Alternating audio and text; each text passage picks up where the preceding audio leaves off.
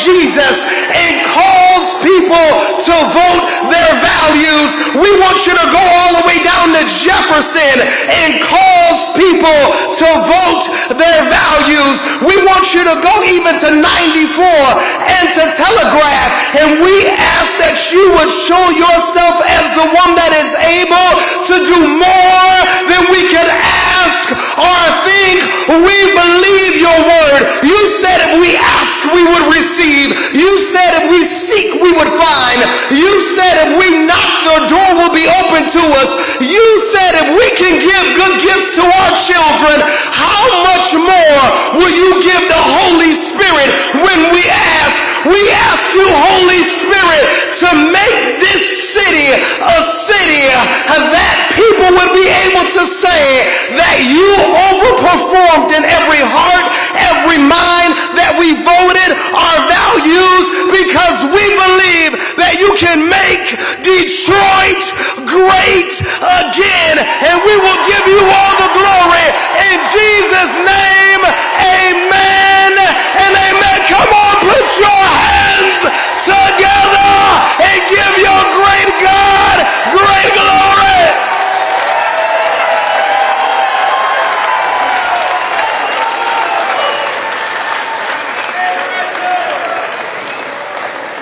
Ladies and gentlemen, please welcome Marine and candidate for Michigan House of Representatives, Ron Robinson, to lead us in the Pledge of Allegiance. I don't care what anybody says. I think I have the toughest job to follow that guy. Good afternoon. First and foremost, I want to say I'm honored to be here. I am a proud supporter of President Trump and Senator Vance, a fellow Marine who knows what it's like to sacrifice for his country. I'm running for the state rep in District 58 because, like you, I believe in defending our freedom. So, as we recite the Pledge of Allegiance, let's remember that we're fighting for our country, our values, and our future. So please, would you join me in the Pledge of Allegiance? I pledge allegiance to the flag of the United States of America and to the republic for which it stands, one nation, under God, indivisible, with liberty and justice for all. Thank you very much.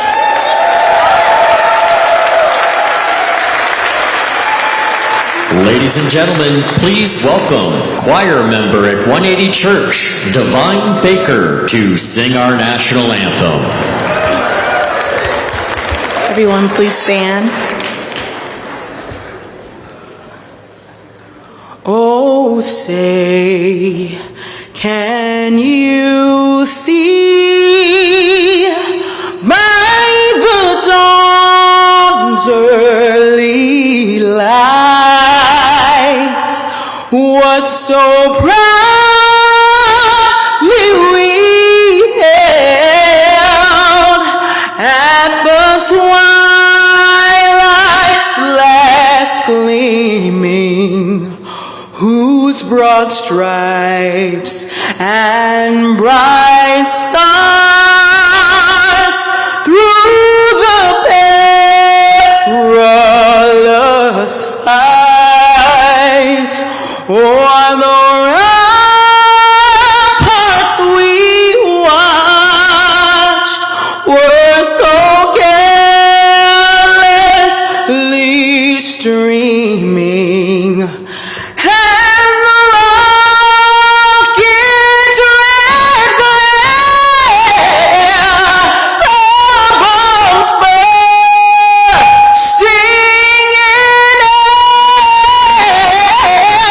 Yeah.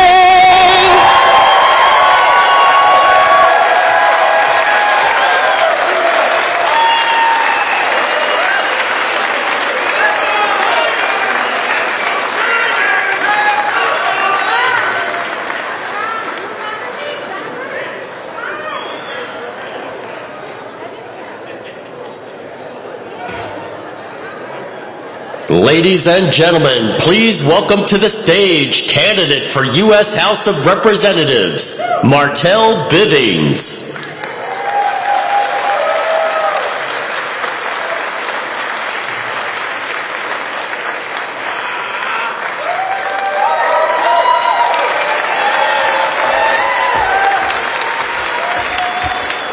Welcome to the heart of my district, the 13th Congressional District.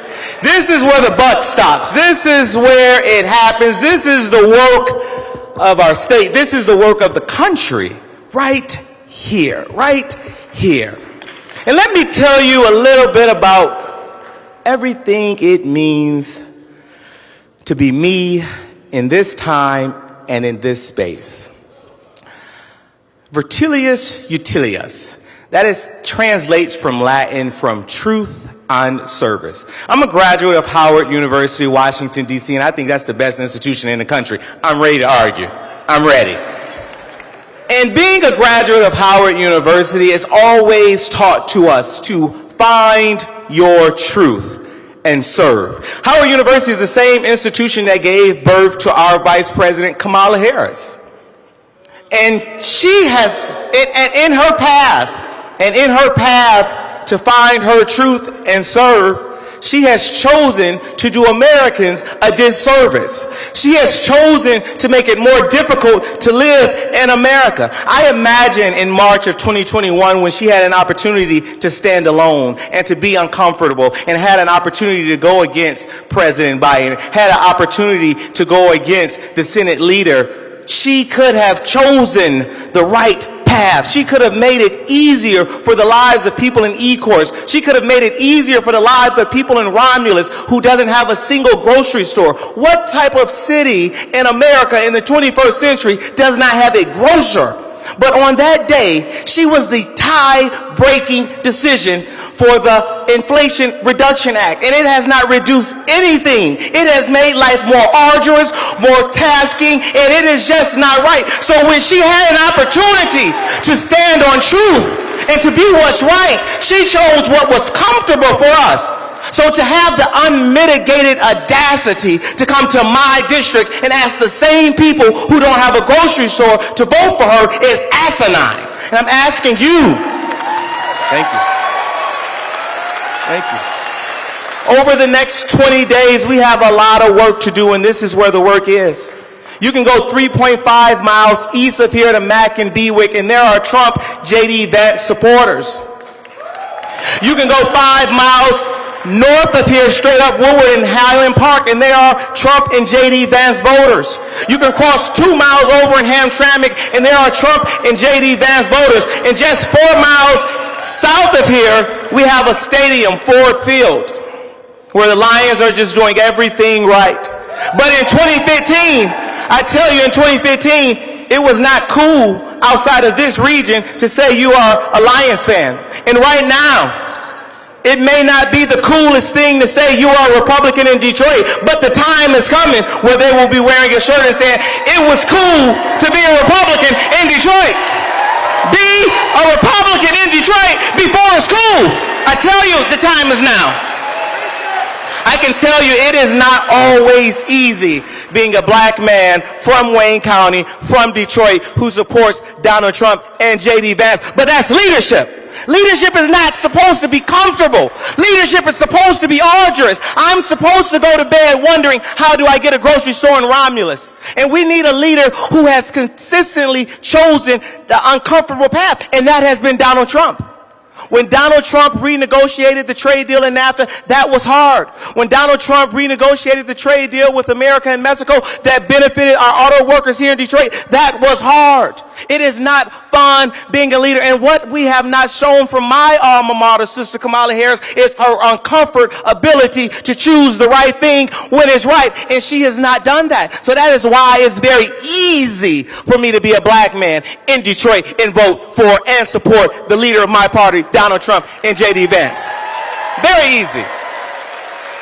And I tell you, unlike the Lions in 2015, it's not like Detroit Lions as fans, you get to go to the stadium. You may see another Lions fan in 2015 in the grocery store or at the bike rally. And you say, okay, cool, it's cool because there's another supporter when they're not even looking like they're winning. It's hard because as a Republican in this space, you don't know that there's somebody in Highland Park who also thinks like you. You don't know it's somebody around the corner who also think like you. You don't know living on the east side of Detroit that there are people in River Rouge thinking like you. You don't know in River Rouge that there's somebody in Wyandotte thinking like you. You don't know in Wyandotte there's someone in Grosse Pointe Shores thinking like you. But let me tell you, friends, I have been crisscrossing back and forth in this district, and there are thousands of people who think like you. And it is okay to say that you're a Republican. It is okay to say you're supporting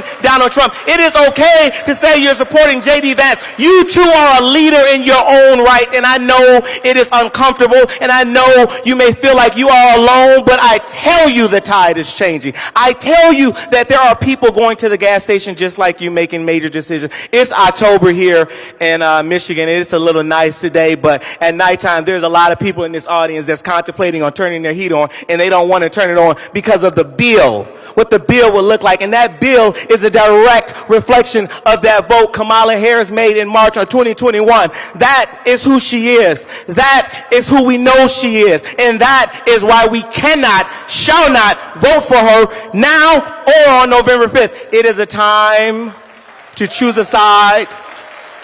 I know it is uncomfortable in choosing a side, but the side that we have to be on is Donald Trump and J.D. Vance.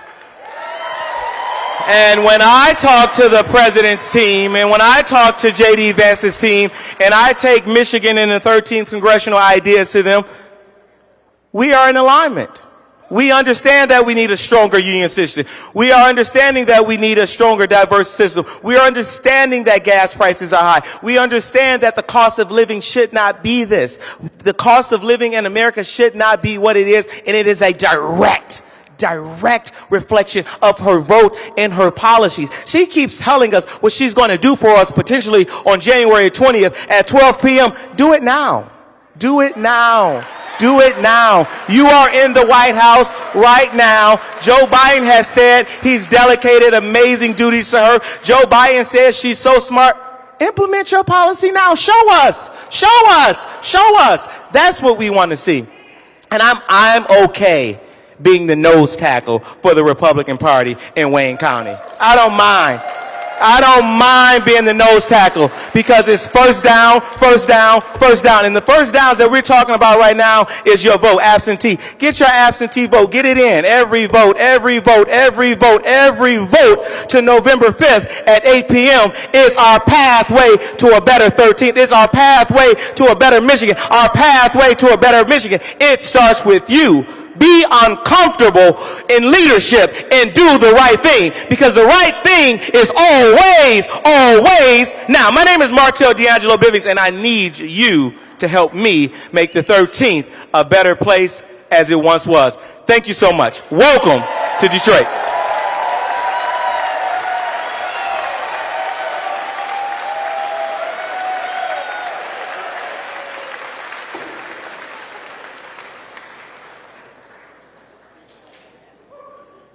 Ladies and gentlemen, please welcome to the stage laid-off auto worker, Ashley Heath.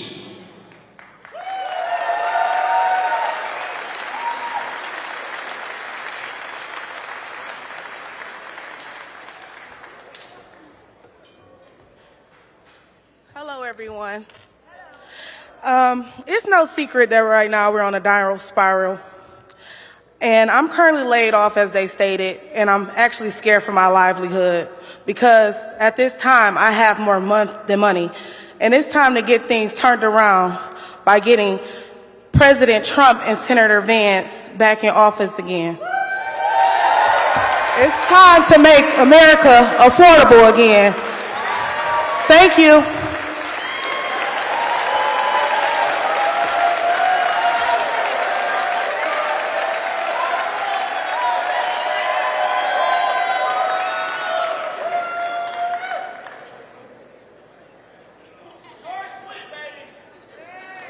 Ladies and gentlemen, please welcome to the stage from Auto Workers for Trump, Brian Pannebecker.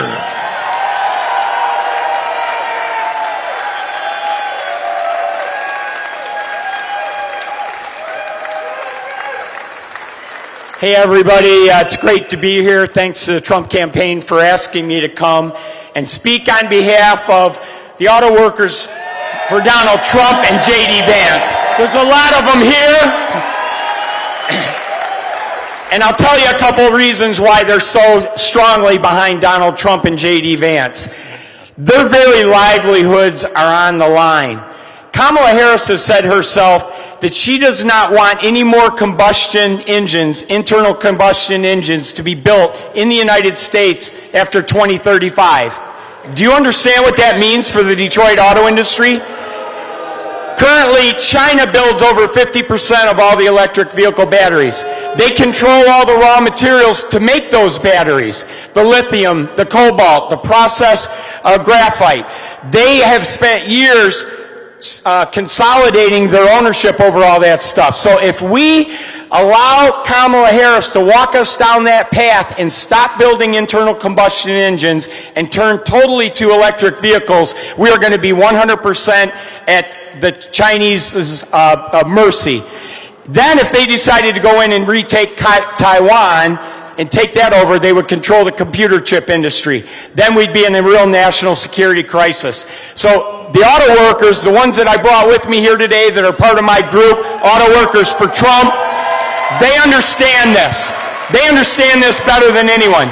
So I'm not talking to them. I'm not even talking to you folks. I'm talking to the people who are going to see this out there in the Detroit area. The very survival of the Detroit economy depends on the auto industry, and we have to keep the auto industry strong. We have plenty of oil and gas in America under our feet, like Donald Trump always says, drill, baby, drill. We don't want to become dependent on the Chinese for electric vehicles. So we have to elect Donald Trump. The auto workers understand this completely. There's another thing I wanted to mention while I'm up here and have the opportunity. The Trump campaign, Trump Force 47, is doing a great job getting the message out that this year we have to beat the Democrats at their own game. We've got to vote early, and in Michigan now, it's a state law. You can vote 9 days prior to the election. So this year, I think it falls on October 27th or something like that. I believe it's a Sunday. So you can vote on that Sunday, the whole following week, and then the Monday before the election, and then on Election Day, Tuesday. The Trump campaign wants everybody to get out and vote the very first day. So that might be on a Sunday. So you're going to have to do a little research. 26th, okay. So it may not be and probably won't be at the exact same polling location you would go to on Election Day. But one phone call and you can find that out. It'll be at your clerk's office. So get in there and vote the very first day you can. And then you spend the next 9 days getting at least 10 people, friends, neighbors, co-workers, family members, to get out and vote. Out of that 10 people that you decide to contact, one of them may not have voted if you hadn't reminded them. So make sure they have a ride. Make sure they know they can vote early. Get them out to vote. And once you've gotten all 10 of those people to vote, go find another 10. So get right on the ball after you vote 9 days early and start getting people to the polls. The more people you can get to the polls, the better. Everybody's said it. You've heard it a million times. We got to make this vote too big to rig. Because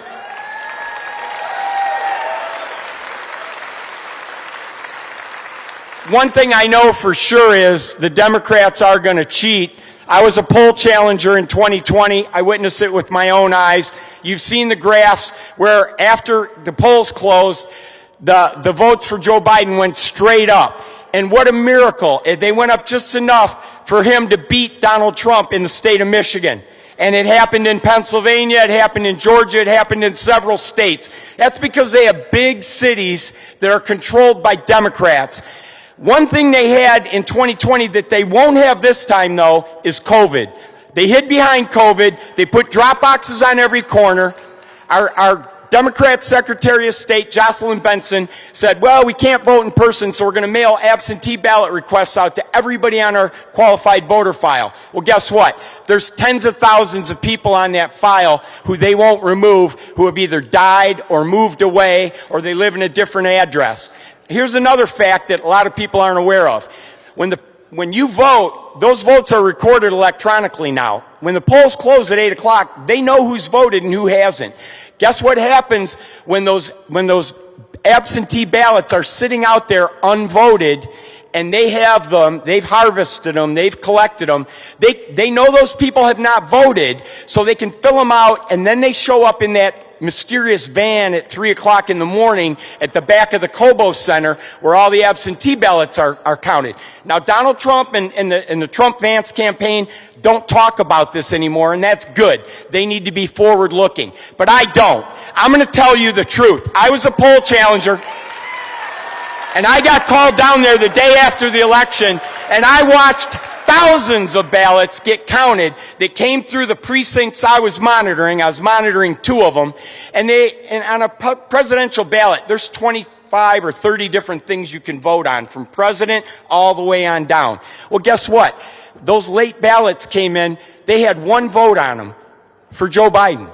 Well, who in the world does that? Now, we're in a community with a lot of minority members. There were other minority members on that ballot that had probably knocked on these people's doors. Don't you think they would have voted for them if these were legal ballots? They weren't, folks. They were fraudulent ballots. I saw them with my own eyes. So the only reason I bring it up now is to emphasize to you that we all know everybody in this room is going to vote for the Trump-Vance ticket. There's nobody in here who's not. So I don't need to motivate you. You're motivated by being here today. What I do need you to do is go home and think of these 10 people. They're called low propensity voters. They're the ones we're targeting. You might have an aunt or an uncle. They vote Republican when they vote, but they don't always vote. This year, it's do or die. Our very livelihood depends on it in Detroit. So everybody needs to go home, figure out who these people are in your sphere of influence, and write them down and get in touch with them before October 26th when we're able to start voting, and remind them. And then when October 26th rolls around later this month, you get out and vote, and then you can focus 100% on getting them out to vote. And once you've got all 10 of those folks to vote, get 10 more. We gotta make the vote too big to rig.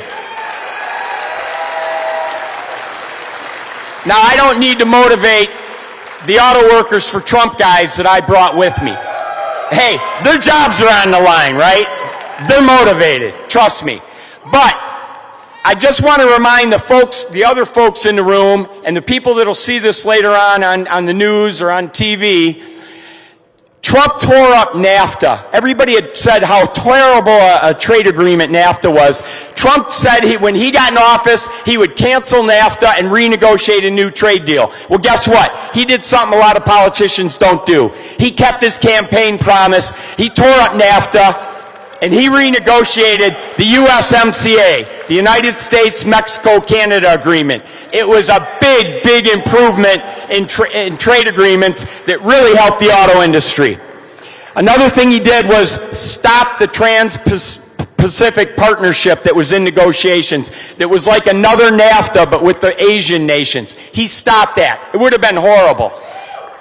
So Donald Trump, his energy policies are going to bring gas prices back down, which will bring interest rates back down. It'll be good for everybody, not just auto workers. So when you get home, we have work to do. You guys have all made yourself captains. I know there's a lot of Trump Force 47 captains here who have been getting signed up at the offices in different counties. They're doing great work in those offices.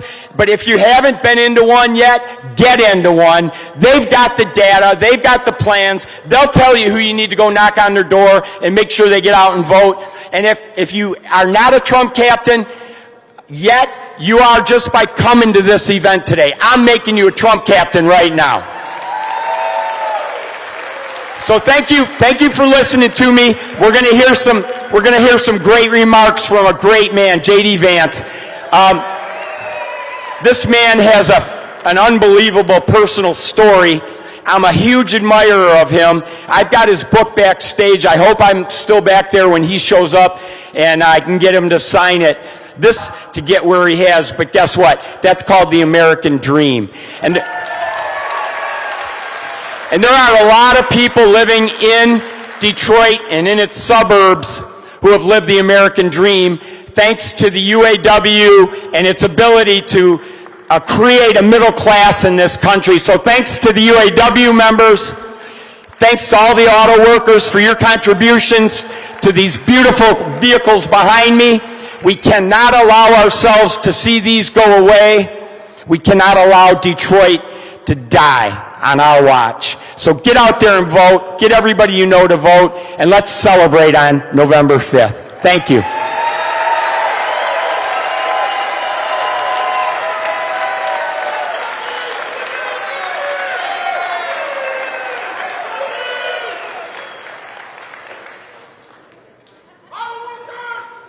Ladies and gentlemen, please welcome to the stage Congresswoman Lisa McLean.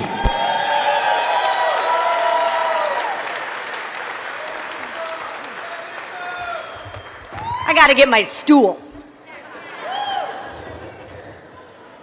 I may be little, but I play big. That's what I tell everybody. Well, good afternoon, Detroit. Feels a little more red than normal, huh? Yeah, it's great to be here in the Motor City as we work to send Donald Trump and J.D. Vance back to the White House. A farmer's market in the heart of auto country actually represents the best of our state. From cherries in the west to corn in the east, Michigan has a rich and diverse ag industry that is extremely vital to our state and our country. Just the same, an auto industry that began 125 years ago. That auto industry powered our state's economy and employs countless Michiganders. But if Kamala Harris has her way, she will sell out our farmers to China, and she will ruin the auto industry with her disastrous policies. In fact, we are already seeing the effects of those policies with layoffs and plant closures here in Michigan. Let's remember some facts, which the Democrats actually have some difficulty remembering. Kamala sponsored AOC's Green New Deal and supports an EV mandate. Now, boo. Americans don't want an EV mandate. They don't want it. And I'm here to tell you that the government, let alone Kamala Harris, has absolutely no place to tell you what kind of car to drive.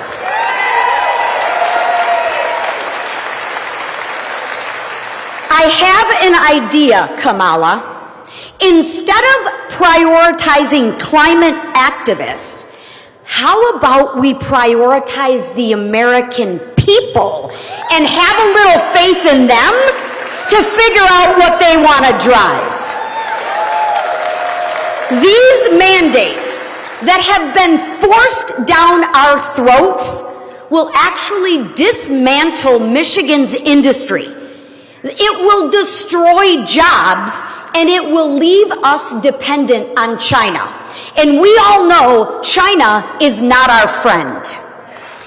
I'm not telling you anything that you all don't already know. It's simple.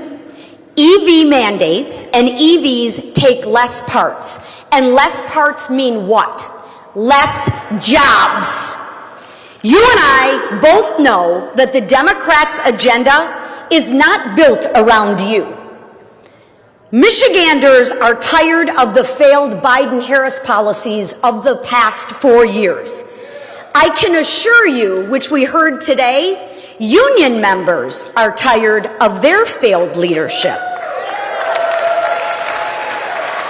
Now I have to go off script one moment. And this always makes everybody nervous.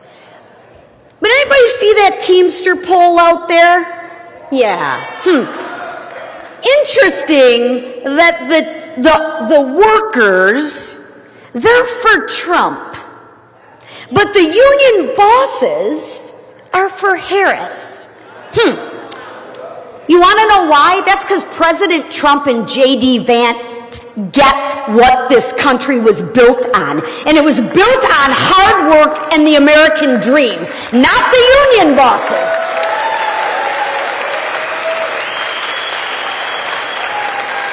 I will share with you from being on the ground, Detroit is tired of failed leadership. Michigan is tired of failed leadership. And Americans are tired of their failed leadership. It is time we bring back real leaders to the White House.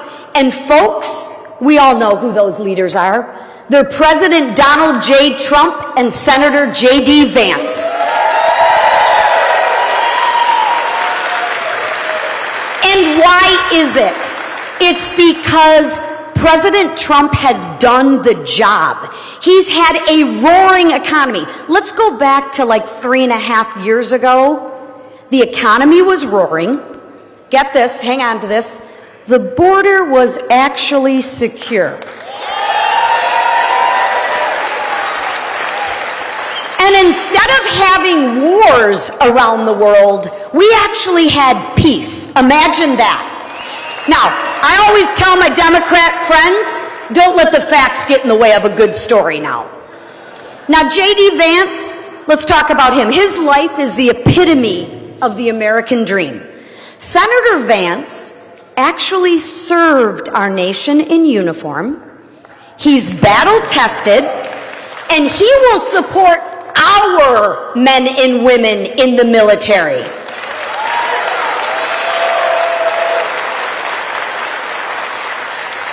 And I got to give him a little grief, even though he's from the state of Ohio. I'm going to try not to hold that against him during football season. But go Tigers, there you go. But as a fellow Midwesterner, he understands our values. I mean, he gets it. The values of hard work and the ability to make an honest living for our families. Across America, President Trump's blue-collar, middle-class agenda has paid off for, wait for it, American families. Unapologetically American families. Unlike Joe Biden and Kamala Harris, their failed record, President Trump actually brought back jobs. He brought back factories here in the United States. And President Trump brought back industry to the good old US of A. President Trump delivered for Michigan, and you know why he delivered for Michigan? Because he put America first, and he put you and your families first. Now, I don't know about you, but I kind of liked paying $1.50 for gas as opposed to $3.50. I liked when I went to the grocery store and it didn't cost me 30% more. Kind of like that, right? Now, the Democrats will say, oh, but we brought down inflation. I know, but when President Trump was in office, he left office and inflation was at like 1.4, 1.5. It went up to about 9%, and then it came down. I think it's about 4% right now. Last I checked, 4% still a little higher than 1.4. That's my math. Since Biden and Harris took office, everything has gone up, up, and up. Listen, if you want a ticket that's going to bring down prices, cut your taxes, put our economy back on track, I am asking you, I am begging you, stand with me, stand with President Trump, and stand with Senator J.D. Vance. Listen, no matter how much Kamala Harris lies, And Lord knows she lies. We need to get the pastor out here, maybe do an intervention on that. But her record speaks for herself. She can say anything she wants to say. I can say I'm a 6'2" blonde supermodel, but that doesn't make it true. Look at what she's done the past 3.5 years that she's been in office. Nothing for us. Kamala voted for the most liberal policies. She was voted the most liberal United States senator. Why isn't she touting that right now? You got it. Kamala wants free health care for illegals. She wants to abolish ICE. And these aren't my words, these are hers. She helped bail out the rioters. Kamala is pro-criminal and anti-law enforcement. And I think we should do this. Take a look around and let's give it up for all of our law enforcement officers, first responders that are here today.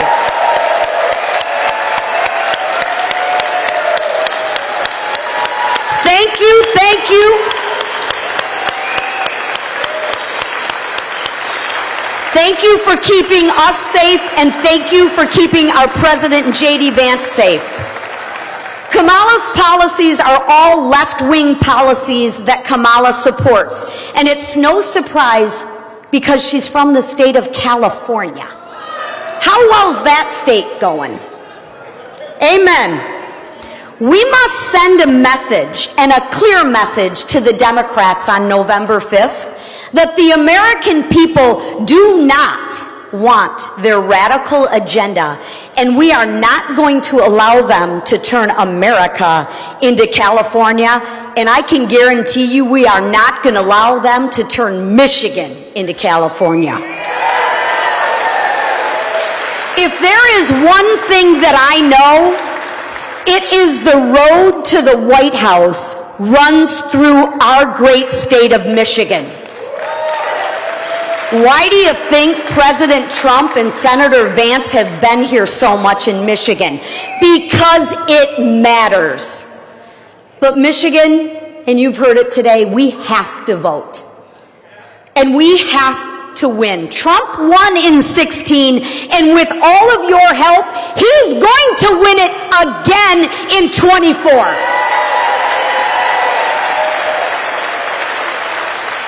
So make sure you vote Trump Vance so we can save our country and we can make America great again.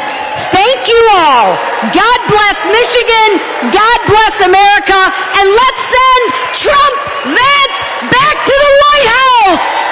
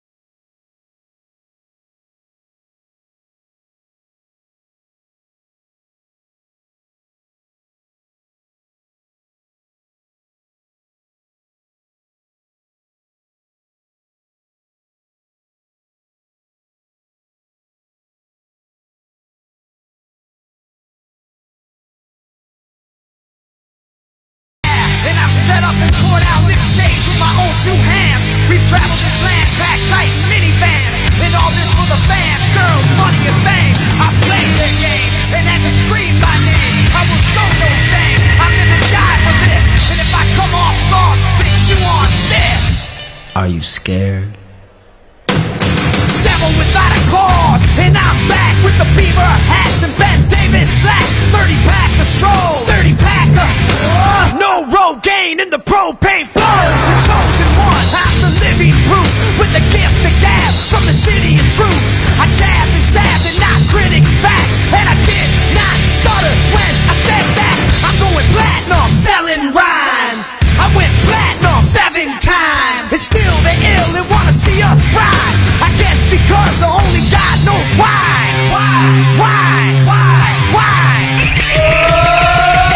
They call me cowboy, I'm a singer in black. So throw a finger in the air, let me see where you're at. Say, hey, hey. Let me hear where you're at. Say, hey, hey. I'm giving it back, so say, hey, hey. Show me some evidence, say, hey, hey, hey, hey.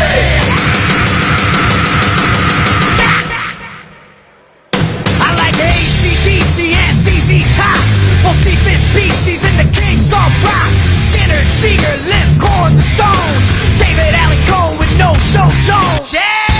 Pass that bottle around. Got the rock from Detroit, soul from Motown, the underground stone. Up him with tracks that Mac and slap back the whack. Never no way, I don't play with. But watch me rock with Liberace Flash. Punk rock the class. Boy bands are trash. I like Johnny Cash and Grandmaster Flash. Flash, flash, flash, flash. They call me cowboy, I'm a singer in black. So throw a finger in the air, let me see where you're at. Say, hey, hey. Let me hear where you're at. Say, hey, hey. I'm giving it back, so say, hey, hey. Show me some evidence. Say, hey, hey, hey, hey. Yeah, I saw your band jumping around on stage like a bunch of wounded ducks. When you gonna learn, sucker? You just can't whiff.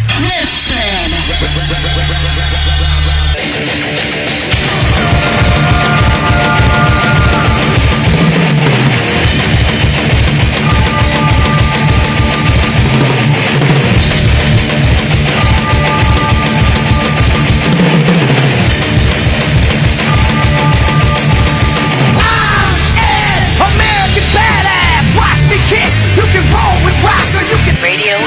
I'm a porno flick, I'm like Amazing Grace.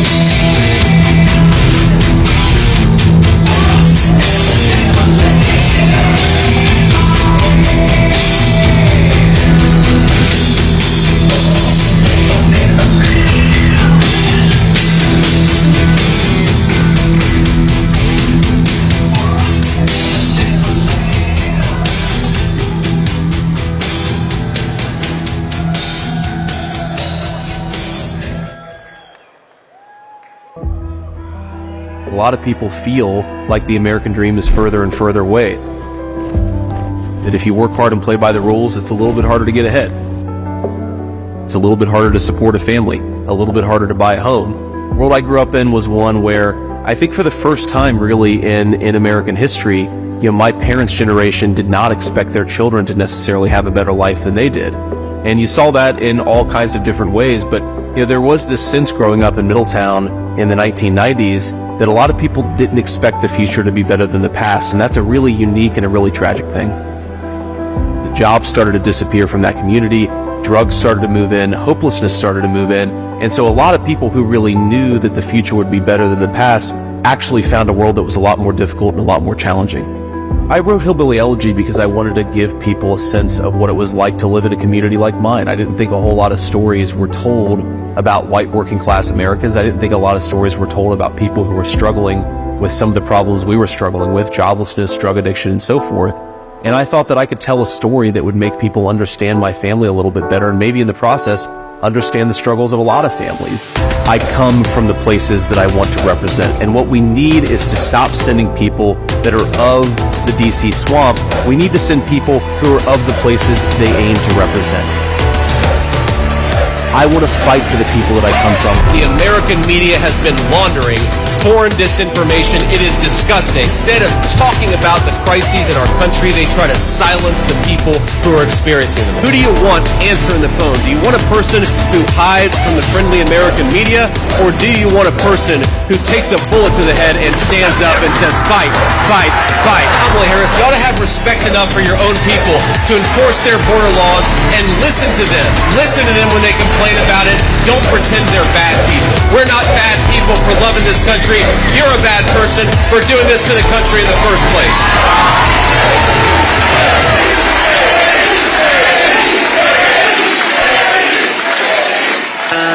Ladies and gentlemen, please welcome to the stage the next Vice President and Second Lady of the United States, Senator J.D. Vance and Usha Vance.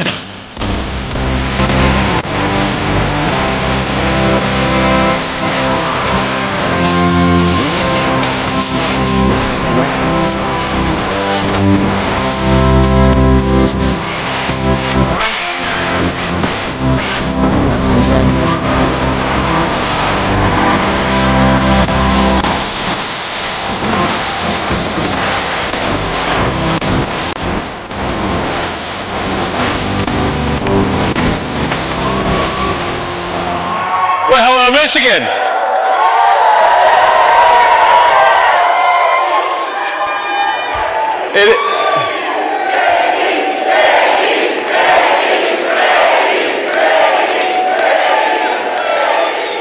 Well, my friends, it is great to be in the Motor City. It's great to be in the state of Michigan, and I believe that it is in just 28 days we're going to turn the state of Michigan red, take back this country, and make Donald Trump the next president of the United States. Now, we are in one of the great capitals of American craftsmanship and American manufacturing. That's one of the things I love about the city of Detroit. That's one of the things I love about this community is for a generation, for many generations, the people in the state of Michigan, the people in the city of Detroit made great American products. They were proud of it, and they had every single right to be.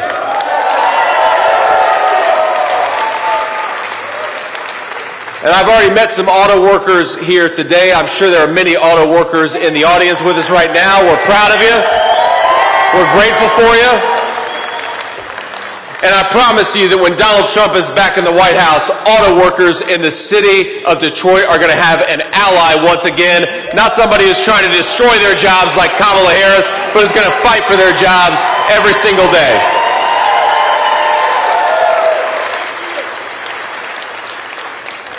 Now I want to give a couple shout outs here. I know we've got the great Congresswoman Lisa McLean. Lisa, thank you for being here. There we are, Lisa, thank you. You guys have got a great Michigan GOP chair, Pete Hoekstra. Where's Pete? Thank you, Pete.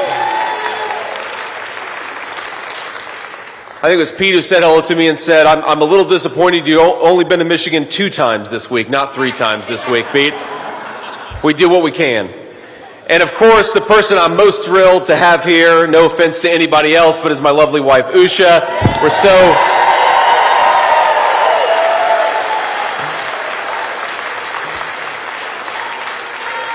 It's a great honor and a lot of fun to be able to go around and campaign for vice president with the most beautiful person in the world by your side. Honey, I love you.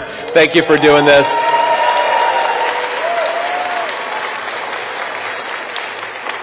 And I want to talk, because we are in a great capital of American craftsmanship, I want to talk about the fact that unfortunately we have got a leadership in this country that is trying to destroy the auto industry instead of build it. And let's just be honest about that. Under Kamala Harris, the American auto industry is suffering more than it has in at least 20 years. And I want to read off just a couple of statistics, especially for those folks who are watching at home. Here in Michigan, Stellantis announced it would permanently lay off 2,500. The Michigan auto workers, the folks who make the Ram 1500 Classic, a great American automobile. Unfortunately, those Michigan auto workers lost their jobs. Last year, GM let go 1,300 workers at 2 Michigan plants. And we know that a lot of these companies are shipping manufacturing to Mexico and to China. Let's get back to the leadership of Donald Trump and make things in America and only in America.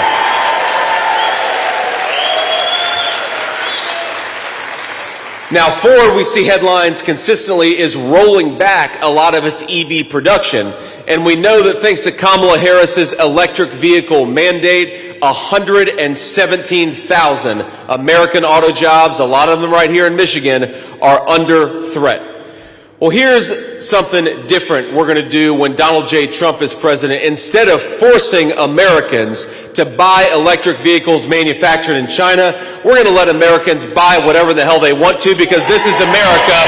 We believe in freedom, and we believe in letting people choose their own automobile. And of course, my friends, when they do pick the automobile that they want and that they choose, we know they're going to buy something made in the great state of Michigan. They're going to buy American, because that's what so many Americans want, the best products.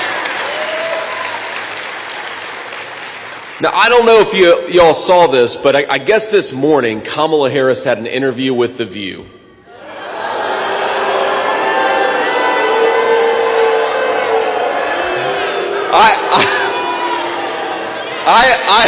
Wait a second. I am shocked that we don't have a whole lot of The View watchers here in the Motor City. Sir, you don't watch Kamala Harris on The View? No? Well, I do the job sometimes that you folks don't want to. I actually watched Kamala Harris's interview on The View. Now, I got to tell you, to go into The View as a Democrat politician, that's like the easiest interview in the entire world, right?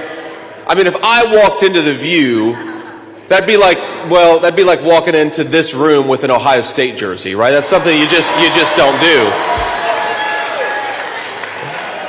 But she walks into The View, and you would think that would be an interview, and you know what they asked her? They gave her a softball, an easy question, really propaganda. They said, can you name a single thing where you disagree with Joe Biden? Now, let's back up for a second, because remember, Kamala Harris's entire campaign is to pretend that she hasn't been the vice president for the last 3.5 years. You know, she stands up before crowds and she'll say, on day one, we're going to tackle the affordability crisis. On day one, we're going to secure the border. And you listen to her for 5 minutes and you think, Kamala, are you going to vote for Donald Trump? Because you've been vice president for 1,400 days, you haven't done anything.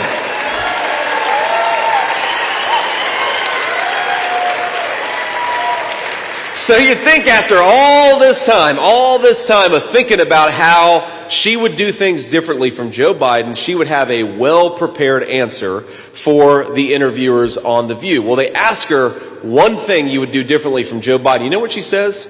I can't really think of anything off the top of my head. Now, in her defense, I'm not sure she could think of anything off the top of her head, whether about Joe Biden's policies or anything else, but Think about this. For the last 2 months, Kamala Harris has been telling the American people that she's going to do things differently than Joe Biden, where she increased the cost of groceries by 25%. The average Michigan family is paying $1,000 more per month. That's $12,000 per year to afford today what they could have afforded when Donald Trump was president. The border is wide open thanks to our illustrious border czar, Kamala Harris, and her entire campaign has been to pretend that she doesn't bear any responsibility for the policies, even though she's the sitting vice president. And here's the difference between Kamala Harris and Donald Trump. There are so many of them. But the big difference is that Donald Trump has a record to be proud of, and Kamala Harris has a record to be ashamed of.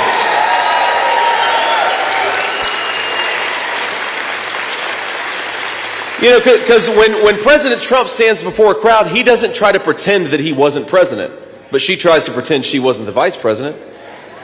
He doesn't pretend that he didn't have any decision-making authority over his own administration, because of course he did, but Kamala Harris runs from her own administration. And you know why Donald Trump isn't afraid to talk about his record?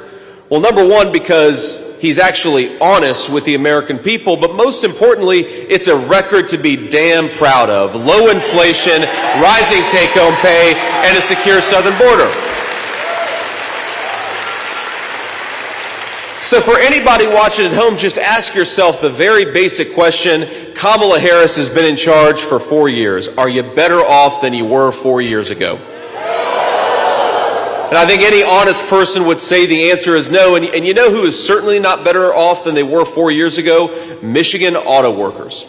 I mean, we just walked through thousands of job losses just in the state of Michigan because Kamala Harris would rather tax American citizens and force you to buy electric vehicles made in China. You know what Donald Trump wants to do? He wants to reward Michigan auto workers. He wants to give working people in this country a tax cut, and he wants to let Americans buy the cars that Americans want to buy. And we know when they do, they're going to buy a lot of Michigan-made automobiles.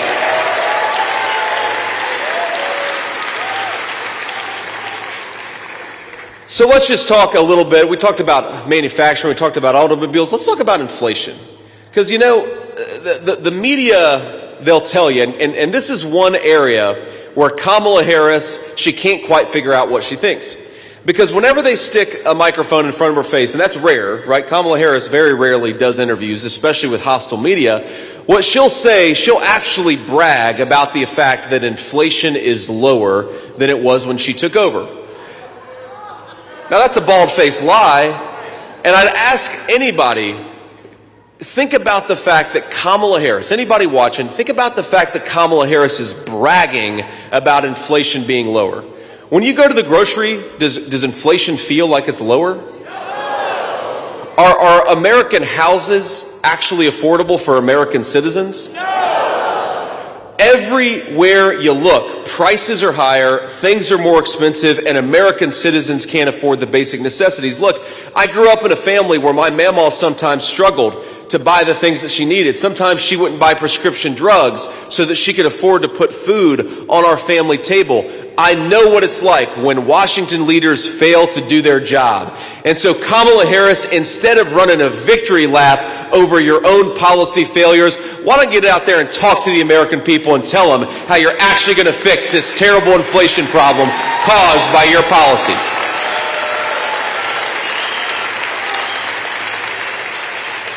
You know, gas prices are up 45% under Kamala Harris. That's just in Michigan. In Michigan, home prices are up 41%. I know we have a lot of parents and a lot of grandparents in this room. Speaking as the father of 3 young children, I would like my kids, when they grow up and move out, and hopefully that eventually happens, but when they grow up and they move out, I want them to be able to afford home ownership in the United States of America. That's a core part of the American dream, right? And we know a lot of our young people right now cannot afford to own a home in the United States of America. Kamala Harris has failed to deliver the basic necessities of an economic prosperity for our citizens. And I think that we ought to say something very simple to Kamala Harris, and Donald Trump's very fond of saying it. You're fired. Go back to San Francisco where you belong. We're getting the president the American people deserve.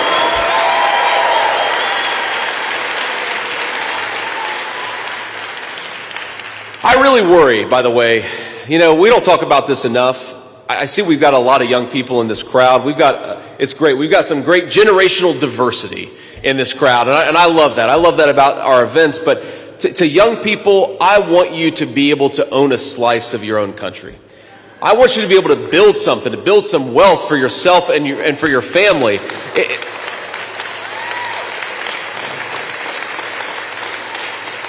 You know, under Kamala Harris's policies, we've got credit card debt that is through the roof. We've got young people who can't afford to buy a home. We're creating a country where my generation, the millennial generation, and everybody younger, they're going to be paupers in their own country. And I think that's a disgrace. I want the American dream to be affordable again, and it's only going to happen when we put Donald J. Trump back in the White House.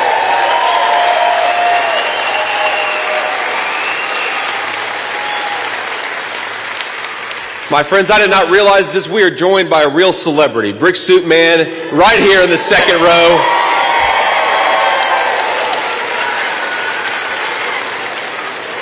And a way bigger celebrity than I am, this guy.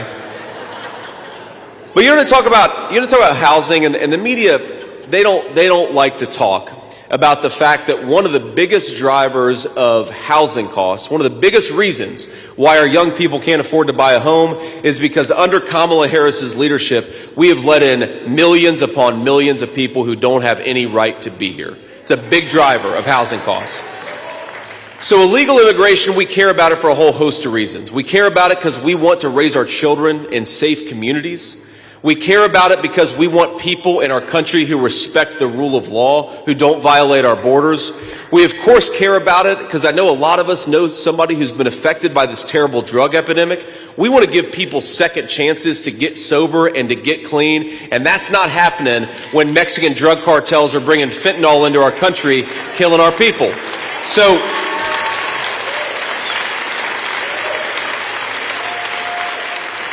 So we care about the border for all the reasons that we discuss, and there's a lot of them, but something the media just doesn't talk enough about is, think about this. When you bring in, and I think the number is about 25 million illegal aliens that we have in the United States of America right at this minute. When you let 25 million people into this country, think about it. You got to house them somewhere. Most of them aren't living on the streets. We got American veterans living on the streets, but we've got illegal aliens living in first-class hotels in American cities all across our country. But when you do that, you have American homes that are going to people who have no right to be here in the first place. And you know what that means? That means American citizens can't afford to own a slice of their own country. President Trump believes in this very simple principle: American homes for American citizens, not for people who have no legal right to be in the United States of America.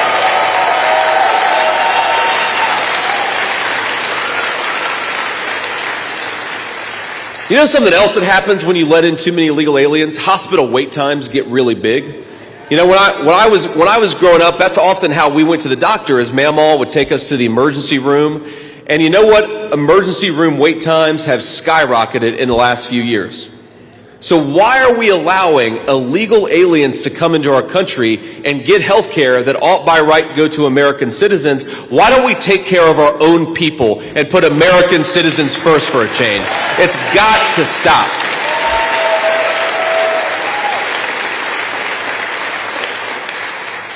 The final thing I want to talk about with the border, because, I mean, look, talk about the border for the next half hour.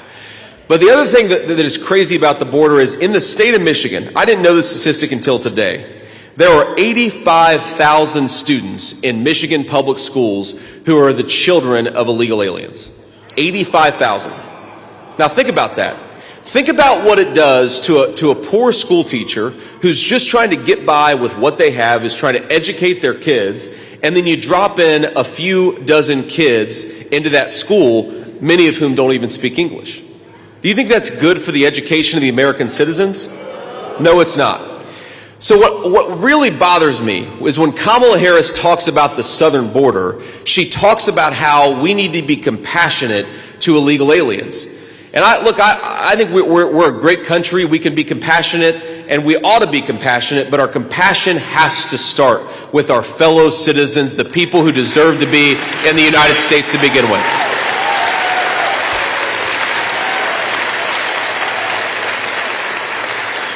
And this is what I think is fundamentally different about Donald Trump's immigration policies versus Kamala Harris's wide open southern border is Donald Trump believes, yes, we can be compassionate, but the best way to be compassionate is to enforce our border laws and take care of American citizens first. That is where the responsibility of America's leadership ought to be. So I want to talk about one other thing, and then we'll take some questions from the press. But, you know, we've got 28, or depending on how you count, 27 days left in this election. That is not a whole lot of time. And I know that in states all across our country, including in some of the battleground states, people are already voting. You know, people have already been sending me photos where they went out and voted for me and President Trump. That's obviously an incredible honor, by the way, to come from my family and to be sitting up here and asking all of you to make me your next Vice President of the United States. It's very humbling. It's an incredible honor.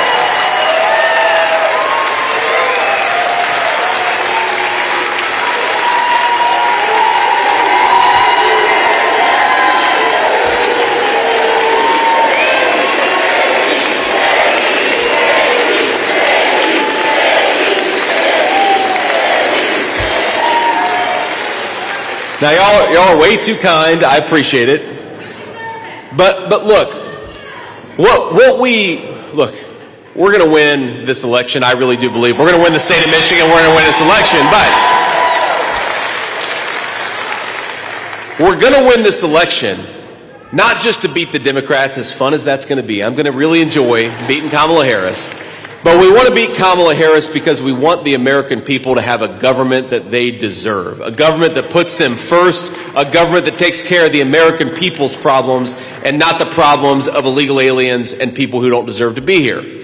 So let's just think about the contrast between Kamala Harris and Donald Trump. We talked about illegal immigration earlier. Well, Kamala Harris has rolled out the red carpet to illegal aliens, has said we're going to give Medicare and Social Security benefits. That's the message that she has sent to people who want to cross the border illegally and come to this country. You know what Donald Trump's message is to illegal aliens? You got 4 months, pack your bags because you're going home when Donald Trump is back in the White House.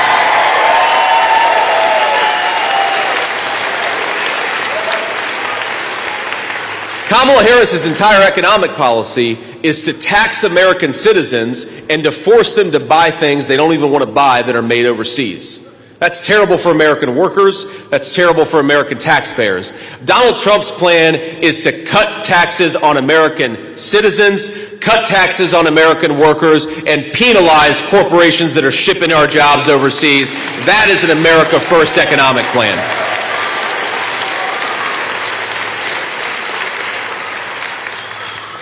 Donald Trump's basic energy policy is drill, baby, drill. And it is a hell of an energy policy because, look, we have got the most bountiful natural resources anywhere in the world. So why does Kamala Harris want to put American energy workers out of business and force us to buy energy from tin pot dictators all over the world? Let's buy it from our own people, from our own territory, and that's how you build American prosperity.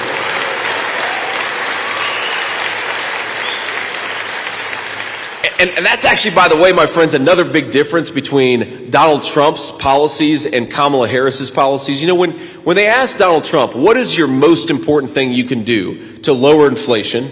He actually gives a very simple but a very specific answer: drill, baby, drill. Because energy goes in the cost of everything, right? Think about it. If the truck drivers are paying more for gas, then the groceries they deliver to the grocery store are going to get more expensive. If the truck drivers are paying more for diesel, then they deliver lumber to a job site to build a house. That means housing is going to get more expensive too. And of course we know, ask any manufacturer, one of their biggest costs is the cost of energy. So you lower the cost of energy, you create good jobs, you create great prosperity, and you bring down the cost of goods for everyday American citizens. It is a win-win economic policy. It is the smartest and most important thing we can do.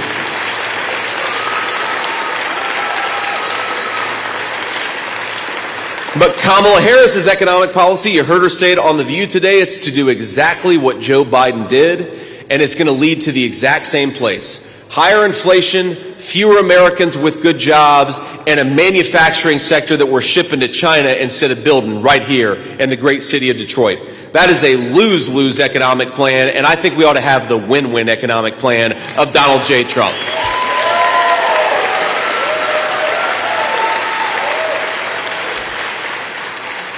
So before I take questions from reporters, I want to ask a very simple thing. Absentee voting has started in Michigan. That means that you can request and return a ballot right now. And we got to do everything. We got to take care of every opportunity to vote that the state of Michigan is providing. Because look, I talk to a lot of people. It's one of the things you do when you run for vice president. You talk to a lot of people, and you know 95% of the people I meet will say, I wanted to vote for Donald Trump in 2020, and I did. But then a few of them will tell me, I wanted to vote for Donald Trump, but I didn't. Because I planned to vote on Election Day, but then my kid got sick and I had to go pick him up from school. Or I had a really late day at work and I didn't expect it, and so by the time I got out of work, working those overtime hours, the polls were already closed. I gotta be honest with you, I don't like the fact that we've gone from Election Day to election season in this country, but it is what it is. And if the Democrats are going to take advantage of every avenue to vote, then Republicans, we've got to do it too. So get out there, make your voice heard, and get out there and vote.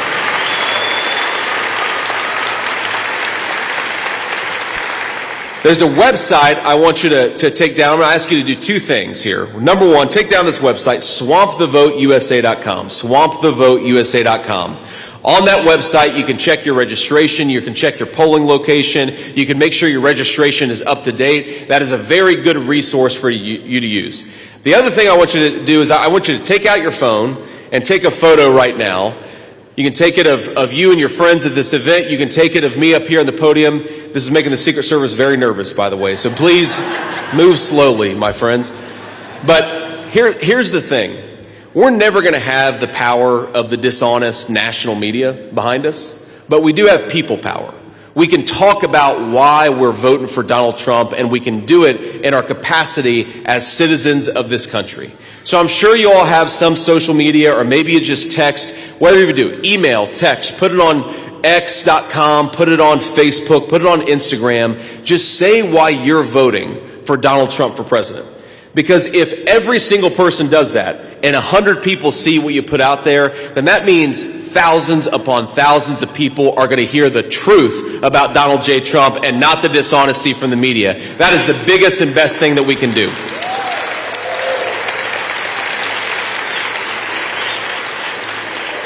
So, before we hit the road, we'll take some questions from reporters. I want to thank you all for being here. Thanks for having me. I'll leave you with some final thoughts, but it's such an honor to be here and to get this welcome in the Motor City. God bless you all. Thank you so much.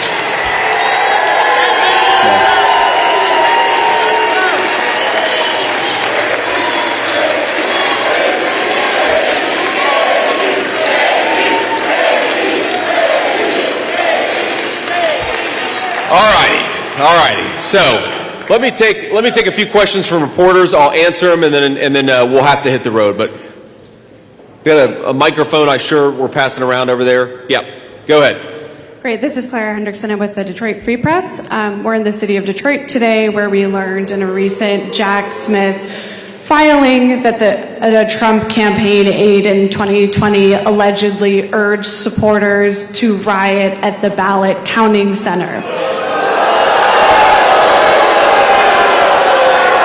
So I want to make sure that the senator can hear my question, which is, would you discourage the campaign from engaging in that behavior and from Trump supporters engaging in a chaotic scene? So let me answer that question a few different ways. So first of all, of course we discourage rioting. We do not riot. Nobody in this room and nobody in this movement is going to riot.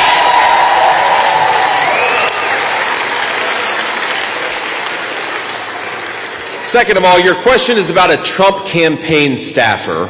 And I'll tell you that if you get 1,000 people together, and the Trump campaign probably has a lot more than 1,000 campaign staffers, you're going to find somebody who's willing to say anything, especially in a leaked message or a private communication. The idea that the Trump campaign, either in 2020 or 2024, is encouraging people to riot is disgraceful. Of course we're not doing that. And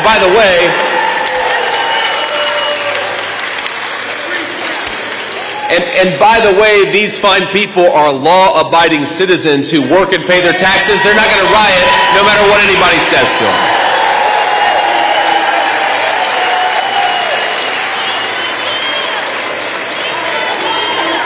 And here's the final point.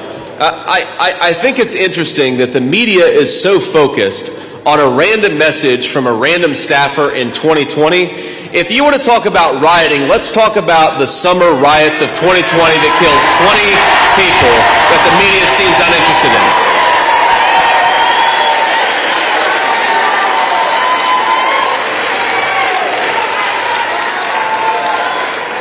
Next question. Hello, my name is Sasha Calver. I'm a reporter with the Michigan Daily. So, the University of Michigan, all campuses, has historically had some of the largest student voter turnout in the U.S. Why should students in Michigan cast their vote for the Trump-Vance ticket? And additionally, how will your administration support students, specifically concerning gun violence, where you have rejected calls for tougher gun laws and bans on bump stocks? Essentially, why should students concerned about their safety on campus vote for you?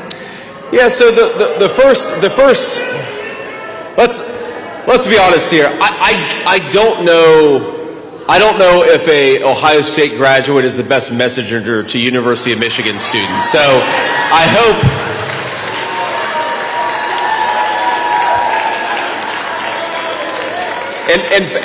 In fact, thank you, sir. You know, maybe we should just get. We should get a clip of me saying something nice about Kamala Harris out to the University of Michigan, because then maybe they'd all vote for Donald J. Trump if you just told them I was a Buckeye. Like, I'm always a little nervous about injecting myself into the OSU-Michigan rivalry here, but I think that we all kidding aside, look, we all care about the country. And that's why I think every person in this room is going to help me make Donald J. Trump the next president of the United States. And it's in that spirit that I want to answer this question. If I'm a young person in Michigan, here's one thing that Donald Trump and I want to do. First of all, we want to make it easier for you to build a life and to have a good career and to have a good job in your home, not to ship all the good jobs overseas, but to build a great middle-class economy right here in the United States of America. I think that's something that matters to a lot of Michigan students. I think a second thing that matters to Michigan students is I don't want young people in this country to be permanently indebted because we built an economy that turns American citizens into paupers in their own country. I want them to be able to own a home, build some wealth for themselves, and start a family right here in the state of Michigan and do it. And do it because we've got smarter economic policies that are going to allow them to thrive. Michigan students, people who are, meaning at the University of Michigan and all across the state, because I know there's a lot of great universities in the state of Michigan, we are turning an entire generation of American young people into folks who don't have enough money to own anything. That is a terribly destructive direction for this country to go in. Donald Trump and I want you to be able to own a slice of your own country, and we're going to pursue economic policies that make that possible. That's what we're going to fight for every single day.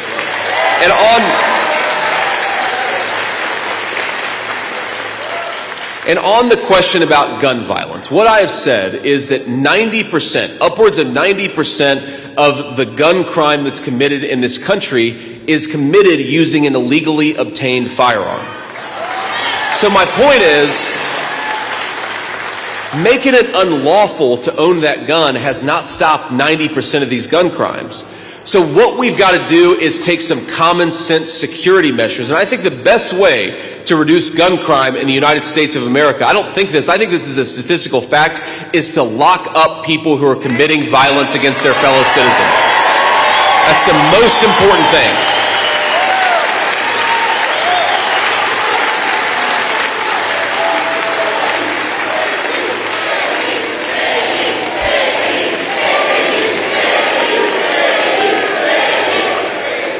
And I'm going to butcher the statistics, so I don't want to give them exactly, but if you look, whether it's in Detroit or New York City, or any of our major cities, and you look at the violence problem, it is always a very, very small number of people who commit the gross majority of violent crimes. So why don't we get back in this country, whether whatever your racial background is, whether you're rich or poor, get back to locking up that small number of violent criminals. It'll make everybody safer, everybody more secure, and it'll actually give people public safety. And I think that's the biggest way we can reduce violent crime in this country. Thank you. Next question. Senator Vance, Ken Coleman from MichiganAdvance.com. Detroit is 77% African American. The state is 14% African American. Why should African American Michiganders vote for the Trump-Vance ticket? Well, we've got a great number of Black Americans in this crowd right now. They could probably answer that question better than I could, but.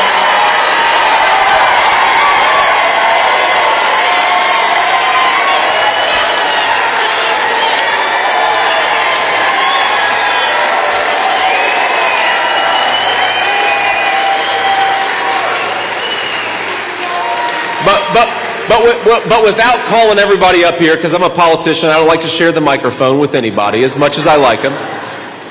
What I think they would agree with is, number one, Donald Trump wants to bring back public safety and an economy that brings prosperity for everybody. Good wages for good jobs. That's the Trump promise, and I think that's a great promise to Black families in Michigan and to everybody else.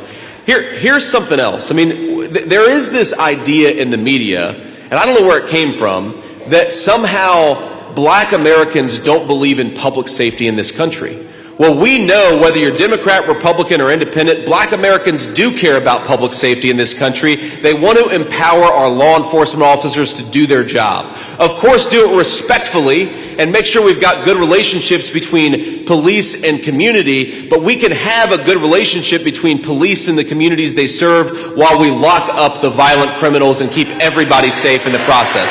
I think that's very possible.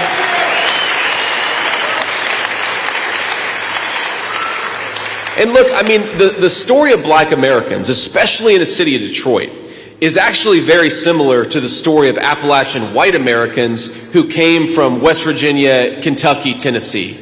We moved to places like Detroit, Black and white together, because there were good jobs for people who were willing to work hard and play by the rules.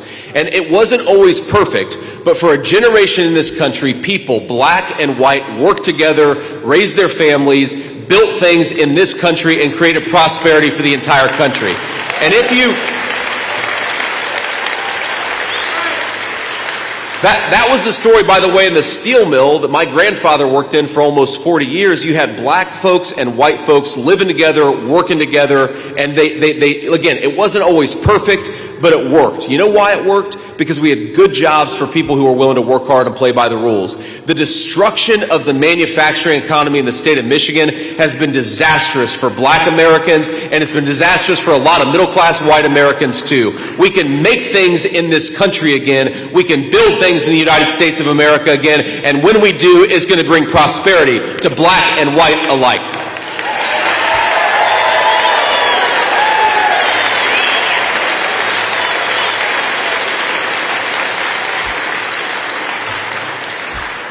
Next question. Is it on? Good afternoon, Senator Vance. My name is John Enot from Avante Moda Magazine, and I'm a member of the local independent media here in Detroit, so hopefully I'll get a little safer reception. I'm a native Detroiter, and I think Michiganders are really worried about a lot of things during this election cycle, and I think a couple that I hear all the time is they're very nervous about their First Amendment and their Second Amendment rights. So the question is, what will the Trump administration do to guarantee the people of Michigan that their rights will be protected? And what's your view on those amendments? And then also, to what extent should social media companies, if any, be able to moderate and control what people say online if it's legal? Yeah. So let me try to answer that question as completely as I can. Number one, I love the First and Second Amendments. There's a reason they're number one and number two is because they're the most important. But, you know, you go back to the question the gentleman asked earlier about black Americans and particularly what black Michiganders have to gain from a Trump presidency. And if you look at the censorship and the vaccine mandates, the idea that you should be fired from your job for speaking your mind, that fell oftentimes hardest on black Americans as much as anybody else, because it was often black Americans who were going on and saying, well, wait a second. You know, why, and again, this is everybody, but it was happening a lot in the black community. Why are we forced to take this shot in order to earn a living and provide bread for our children? Why are we being silenced by some of the biggest corporations in the United States of America? I think that affects everybody, but your question about technology companies, the biggest threat to the First Amendment in the United States of America is big technology companies who are trying to silence Americans for speaking their mind, and the Trump campaign and the Trump presidency, we've got no use for it. And you asked about the Second Amendment. Look, we believe in the Second Amendment. We believe that people ought to be able to keep their families and their children safe. And it's that simple. And I think there is a big difference between the Kamala Harris campaign. Kamala Harris has explicitly endorsed gun confiscation. Donald Trump has explicitly endorsed the Second Amendment of the U.S. Constitution. I'd rather be on that side.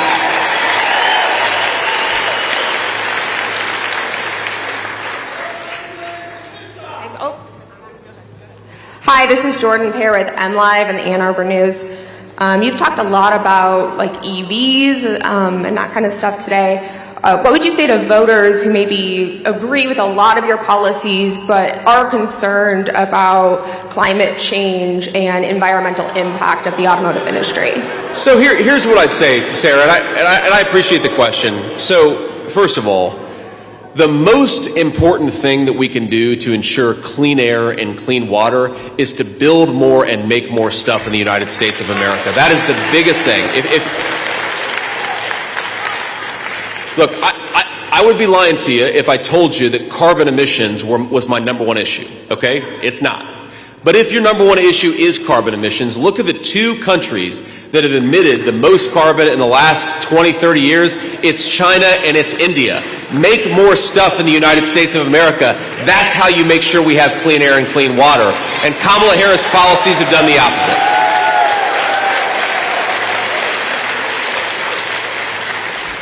The other thing I'd say to folks who are worried about the environment is look, I'm worried about the environment too. But here's what I really worry about. I worry about our food supply. Like, what has gone wrong with our food supply that we have got an obesity epidemic in this country unlike we've ever seen in the history of the world? That really worries me. What are we putting, we have all of these weird childhood diseases that we did not have 3 decades ago, 5 decades ago. Does that suggest that we're putting too much weird stuff in our water or too much weird stuff in our food supply?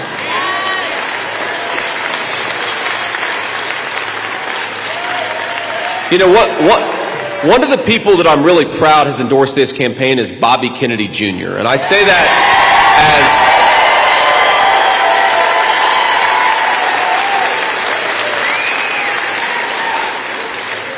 as somebody who was raised by blue-collar Democrats, right? The people who would have been Democrats in the 60s and 70s in this town, those folks have been abandoned by Kamala Harris's Democratic Party. But Bobby Kennedy has this slogan that is so true and has there's a lot of real depth built into it. Make America healthy again.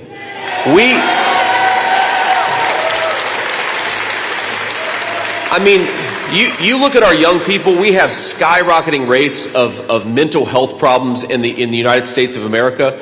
We use 5 times as much antidepressants as some of our peer countries in the world, why are Americans 5 times as depressed as some of these other countries? I think it suggests that we've got to do a better job at real environmental protection, not the fake Kamala Harris environmental protection, which apparently the only thing it means is ship all of our jobs to China. Let's make Americans healthy again. Let's make our water cleaner and our air cleaner, and that's something Donald Trump and I believe in.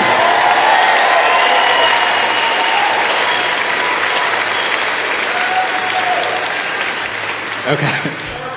Thank you, Senator. It's Torian with CBS News. You said in an interview with Newsmax yesterday that FEMA was disaster relief was being used to fund to focus on migrants. Rather, Donald Trump also said on Truth Social that most, if not all, of the money that FEMA spent is on migrants. FEMA officials say that's just not true. What evidence do you guys have to suggest that? So here's the evidence. And by the way, I actually want to make an observation about these reporters, and I appreciate the question. Is, you know, when people say that they feel endangered by a crowd voicing their opinion, well, look, my friends, the First Amendment goes in both directions, and so you haven't made this criticism, to be clear, but I read some article. It was in some, I forget who published it, but they were like, well, journalists don't feel safe and at some of our events. Look, not a single person here is going to harm you. They're just going to speak their mind, and they have every right to do it. So God bless you guys. The First Amendment, we believe in it in this country. But sir, my point is about the focus of our current administration. And if you use resources, but most importantly, if you put people on the task of dealing, let's say, with the massive influx of illegal immigration, then they're going to be distracted from doing their core job of keeping Americans safe in response to a disaster. Each of us, this is true of me, it's true of everybody in the world, we only got so much time to focus, and there's only so much time in the day. And if you take FEMA and you turn it into an agency that resettles illegal immigrants, that's going to take their focus away from keeping people safe after a hurricane. That's basic human reality. And I think there's no way around it. Now, what the fact checkers say, and we'll sort of, we'll try to be as fair to the other side as possible, my friends. What the fact checkers will say is, well, there's a bucket of money that goes to illegal immigrants, and that's a different bucket of money that goes to disaster relief. Well, I'm sure the Biden administration has never moved money from one bucket to the other. In 3.5 years, we know that Kamala Harris and Joe Biden are more than willing to move money from one bucket to another if it suits their purpose. They ought to be moving money to the bucket that supports American citizens in the wake of these terrible storms. That's what I would like them to do. But the final point I want to make about this is just bureaucratic focus. Look, I've seen a lot of wild stuff out there on the internet. The problem with what I've seen from the Biden administration is that they're not focused on getting resources to people that need it. When Kamala Harris is out at a fundraiser in San Francisco, meanwhile North Carolina is drowning, North Carolinians have every right to say, where the hell is our vice president and why isn't she focused on us? That focus has got to change. The 82nd Airborne. And this is in 2010. You're never going to hear me praise Barack Obama. You rarely hear me praise Barack Obama. But in 2010, there was a terrible earthquake in Port-au-Prince, Haiti. A ton of people lost their lives. A ton of people had their livelihoods destroyed. The 82nd Airborne was in Port-au-Prince, Haiti under Barack Obama 48 hours later. North Carolina is an hour away from the 82nd Airborne's headquarters. Why did it take a week to get the 82nd Airborne on the ground helping American citizens? It's disgraceful. Go ahead, ma'am. Hello, Senator. Andrea Shalal with Reuters. I have two questions for you. One is, sure, but both of them are local. So one of them is that Senator Sanders was at a rally on Saturday, and he talked about... Is this Bernie? Bernie, yes. I actually like Bernie. He's kind of like a grumpy old man. I like Bernie. Go ahead. Well, so he brought up the comments that you've made where he said you've declined to honor the commitment, or to say if the Trump administration would honor the commitment to invest $500 million in the GM plant and to convert the Cadillac plant to EVs. I wonder if you can just clear that up for us. And then the other question has to do with the very large population of Arab and Muslim Americans here in the area. And I'm wondering whether you're going to meet with them. I know that several mayors, for instance, the mayor of Hamtramck, have endorsed your campaign. They're here, yeah.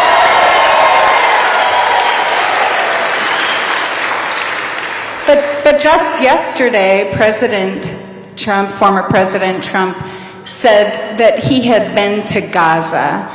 Later, a campaign staffer said that he had been to Israel, and Gaza is in Israel, which is not true. I wonder if you could just say a few words about Gaza and also why you think Arab Americans and Muslims would do better by voting for your campaign. Thanks. Well, because, let me answer the first question first. So, neither me nor President Trump has ever said that we want to take any money that's going to Michigan auto workers out of the state of Michigan. We certainly want to invest in Michigan auto workers as much as possible. What we've said is that Kamala Harris is offering table scraps. $500 million when you have an EV mandate that's going to cost 117,000 auto worker jobs. I think that Michigan auto workers deserve more than the table scraps of Kamala Harris's Green New Scam. That's what we're talking about. And again, you talk to automakers, you talk to the manufacturers, they'll tell you that electric vehicles are sitting on the lots for 90 days, for 120 days. Meanwhile, the gas-powered cars are sitting on the lots for 15 days or 20 days. If you force Americans to buy electric vehicles they don't want that are made in China, you are going to throw this entire state into poverty, and Donald Trump and I will not stand for it. We're going to fight for these people. We're going to fight for their jobs. We're going to fight for their prosperity.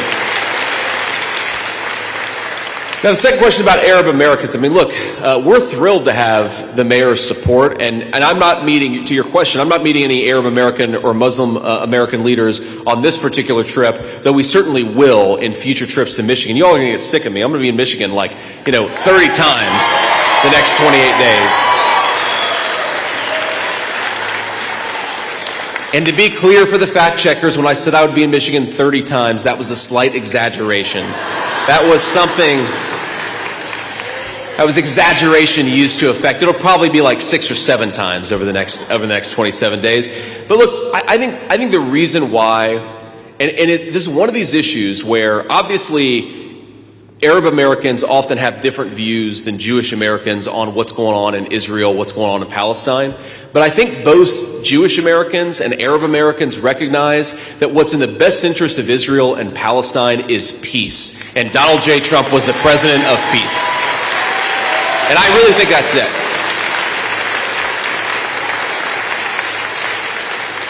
I saw Kamala Harris said the other day that the biggest threat to the United States of America is Iran. And look, I think Iran's a big threat, but Iran is nothing compared to China. China is the biggest threat confronting this country. But I think, ma'am, it revealed that Kamala Harris seems to be totally fine with starting or escalating a conflict in every continent all over the world. Donald Trump believes peace through strength. Stop the killing, get Americans out of harm's way, and focus on building a peaceful globe.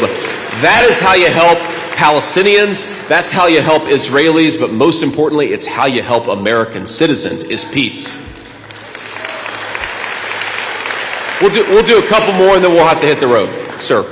James Dixon, New York Post. When I was a kid, Detroit was the king of manufacturing. That's right. In that time, China and Mexico, their rise has come on Detroit's decline. How do you make Detroit build again? What can you do from the White House? So 2 big things. First of all, it goes back to President Trump's, I think, his most simple, but also his most specific public policy: drill, baby, drill.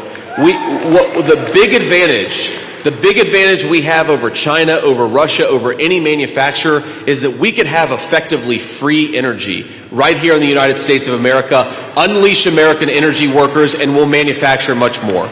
But here's something, and this is something that is a real problem for Kamala Harris. She attacks Donald Trump when Donald Trump says that he wants to impose tariffs to protect the jobs of American workers. Well, think about this.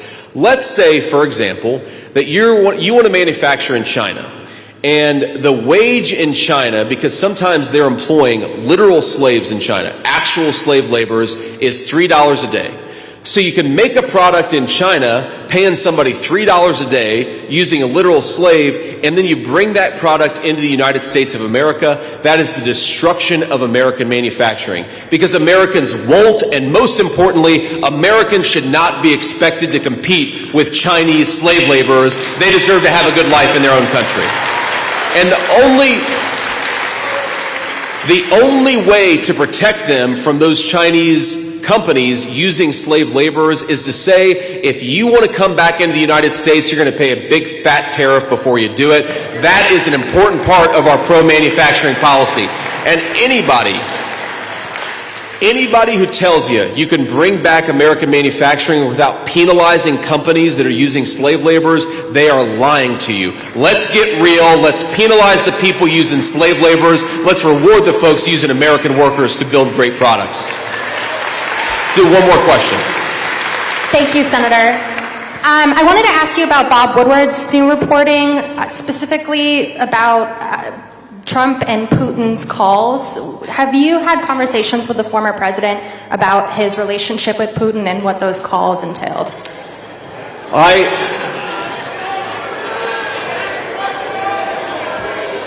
I honestly didn't know that Bob Woodward was still alive until you just asked me that question. What little I know about Bob Woodward is that he is, I'm going to use a word here, he is a hack. The guy's a hack. So have I talked to Donald Trump about his calls with Vladimir Putin? No. I've never had that conversation with Donald Trump in my life. But if Donald Trump, even if it's true, look, is there something wrong with speaking to world leaders? No? Is there anything wrong with engaging in diplomacy? Kamala Harris's approach has been to hide in a basement, hide from the American people, and hide from world leaders. And you know what that's gotten us? We are on the verge of World War III. It's a disgrace, and it's a complete failure of a foreign policy.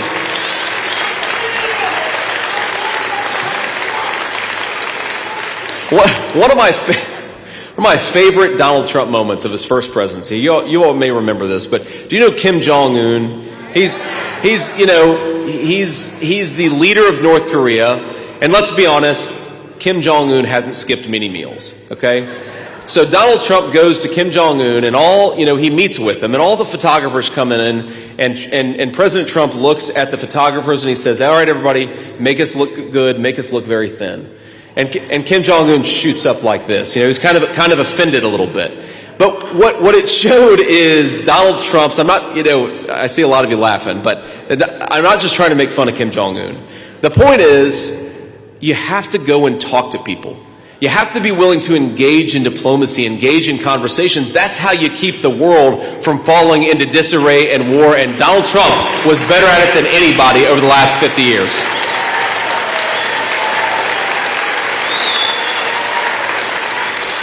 We'll do one more. We'll do one more here, if we can. I know I said that was the last one, but this guy really wants to ask me a question. It better be a good one, man, because you're. Thank you, Senator. I represent Polish media, do rzeczy, conservative media. Poland is the best ally America ever had in Europe. It's a great know that. That's right. Beautiful speech of Donald Trump in 2019 in Warsaw. Sir, Kamala Harris claims that Polish American Catholics would vote for Harris' World ticket. What is your message to Polish American Catholics and Catholics altogether? Well, she said it better than I could. My message is vote Trump, and make sure everybody you know votes Trump. Look, Kamala Harris has been the biggest disaster for religious liberty in the history of this country. Kamala Harris, She wants to force Catholic nuns to engage in procedures that violate those Catholic nuns' conscience. Donald Trump and I think we're a big enough country to let Catholic nuns live their lives as they choose and to live out their values as fully as they want to.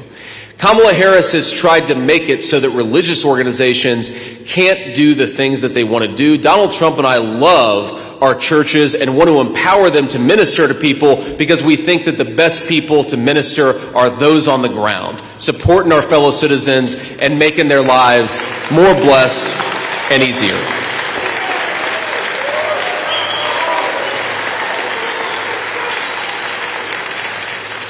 And Donald Trump, when he was president, you know who Vladimir Putin was invading? Nobody. Nobody. Under the leadership of Donald Trump, Vladimir Putin kept in his own country, which is where we'd like to keep him. Under the policies of Kamala Harris, Vladimir Putin seems to want to invade a lot of people. And so if you're a Polish Catholic, if you're a Polish American, if you just care about common sense foreign policy and you want religious people to be able to live their faith, Donald Trump is the only ticket in town. Vote Trump for religious freedom. Vote Trump for prosperity. Vote Trump for world peace. So that unfortunately is going to be the last question, but let me leave you with one final thought. You know, I got to say to you, other than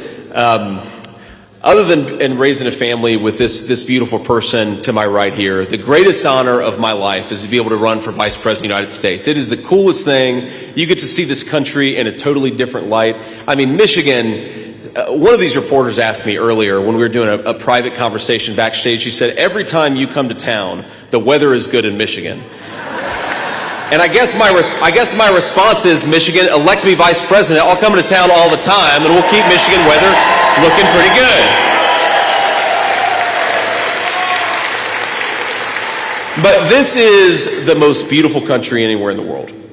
We have the best natural resources that the Russians, the Chinese would literally kill for. And on top of it, we've got the most gracious and most generous people anywhere in the world. I really do believe that. I will meet people who tell me that they're struggling to buy groceries under Kamala Harris's economy, but then they'll spend 30 seconds telling me about their life, and then they'll spend 3 minutes telling me that they're praying for my family and asking me how I'm doing. And what that teaches me is that we have a generosity of spirit in the United States of America, that though we have bad leadership, it is never going to destroy what makes this country great in the first place. And that's our people. That's all of you. And I'm so grateful to you. But what I do really worry is that this country is never going to be able to live to its full potential with the broken leadership of Kamala Harris. Groceries are never going to be affordable if we have the broken leadership of Kamala Harris. We're not going to have peace in the world if we have the broken leadership of Kamala Harris. So over the next 27 days, what I'd ask you all to do is to do everything that you can to give the American people a president who is fit to lead and fit to serve this great country. Elect Donald J. Trump. Let's go get it done. Let's do it together, and let's take this country back. God bless you all. Thank you for having me, and thank you for seeing me in the great state of Michigan.